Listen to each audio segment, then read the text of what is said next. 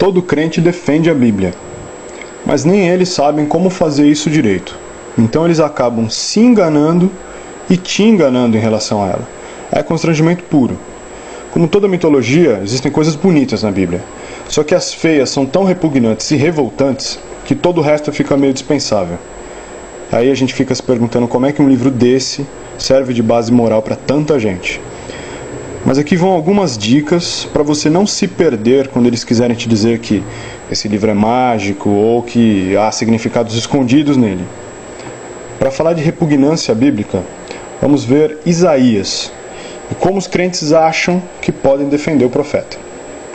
Em Isaías 13:16 nós lemos: todo o que for achado será traspassado e todo o que for apanhado cairá à espada. As suas crianças serão despedaçadas perante os seus olhos, e as suas casas serão saqueadas, e a mulher de cada um estuprada. Apavorante, né? Essa é a palavra de Deus. Ele não tinha nada melhor para dizer no ouvido de Isaías? É isso que Deus reserva para algumas pessoas? Para defender esses textos, os crentes dizem, isso é uma questão de exegese. Exegese diz respeito a letrinhas em destaque no texto que te levam para outro texto, dando significado para eles. É como se a Bíblia tivesse entrelaçada. Buscando esses novos textos, talvez, nós entenderemos por que Deus se satisfaz com crianças despedaçadas e mulheres estupradas. Ok, a letrinha J nos leva para o texto de Naum 3:10. Vamos ver o que diz lá. Todavia, ela foi levada para o cativeiro. Também seus filhos foram despedaçados no topo de todas as ruas. Não mudou muito, né? Mas aquele I indica Oséias 13, versículo 16. Samaria virá a ser deserta porque se rebelou contra Deus. Cairão pela espada, seus filhos serão despedaçados e as mulheres grávidas serão abertas pelo meio. Piorou, né?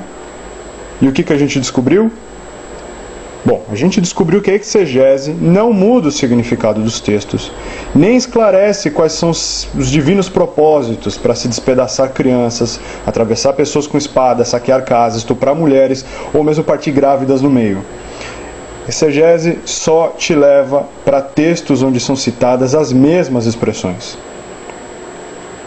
Mas aí os crentes vão te dizer que você citou Isaías fora do contexto, como se alguma coisa justificasse crianças despedaçadas. Ah, elas quebraram a janela do profeta.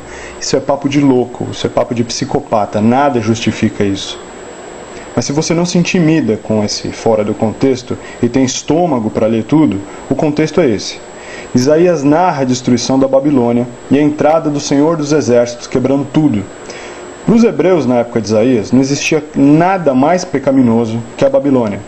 Eles eram ricos, alegres, festeiros, coloridos e, o pior de tudo, pagãos. Os hebreus obedeciam Jeová um tempão e comiam pó. Era inveja mesmo. Razão nenhuma justifica as limpezas étnicas da Bíblia. Mas as maiores loucuras são justificadas pela Bíblia. Se você encontrar alguém disposto a achar uma boa explicação para Isaías 3,16 e insistir nisso, afaste-se dessa pessoa. Vai que ela começa a pensar como Paul Hill. Conhece Paul Hill? Bom, em 94, o reverendo Paul Hill descarregou a sua arma no médico John Britton e no motorista dele do lado de fora de uma clínica de aborto na Flórida. Os dois morreram na hora. A mulher de John ficou gravemente ferida. Paul Hill se entregou para a polícia e disse que tinha matado o médico para evitar que bebês inocentes fossem assassinados. Nos Estados Unidos, o aborto é legal, faz parte do planejamento familiar do país. Paul Hill foi condenado à morte, recebeu injeção letal em setembro de 2003.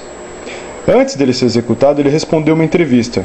Disse que iria matar de novo para salvar bebês e disse que estava ansioso para morrer pela causa. Antes que você trombe com um cara desses, prefira ser um pecador. Afaste-se dessas igrejas e, no meu conselho, feche a Bíblia. Essa ficção não precisa de explicação.